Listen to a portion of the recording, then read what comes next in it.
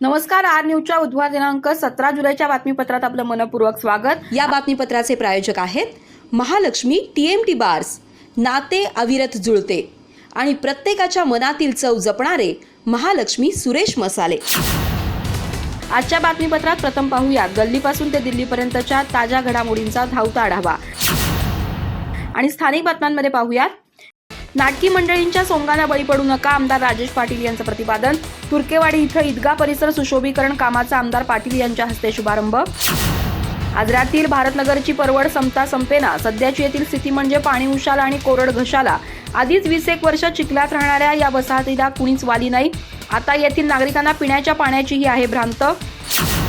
चंदगड तालुक्यातील शिनोळी इथं श्रीराम विद्या मंदिराच्या नूतन इमारतीचा लोकार्पण सोहळा उत्साहात, माजी राज्यमंत्री भरमूअण्णा पाटील यांच्या प्रमुख उपस्थितीत झाला कार्यक्रम। जिल्हा नियोजन फंड आणि खासदार धनंजय महाडिक यांच्या फंडातून मिळाला निधी।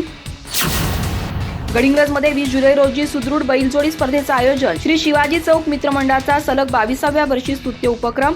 4 गटातील स्पर्धेसाठी आहेत तब्बल 2 लाखाची बक्षिसं। चंदगड तालुक्यातील तरुणाला घातला 33,000चा गंडा, व्हॉट्सअपवर लॉटरी लागण्याची बतावणी करून उकळले पैसे। फसवणूक झाल्याचं लक्षात आल्यावर तरुणाचे पोलिसांना साकडे। आणि आजऱ्यात चिमुकल्यांची दिंडी ठरली आबालवृद्धांचं आकर्षण, स्वामी विवेकानंद विद्या मंदिरात विठ्ठल नामाचा जागर करून विठ्ठल मंदिरापर्यंत निघाली दिंडी। टाळ मृदुंगाच्या गजरात विठ्ठल नामाच्या जयघोषानं अवघी आजरा नगरी झाली विठुमय।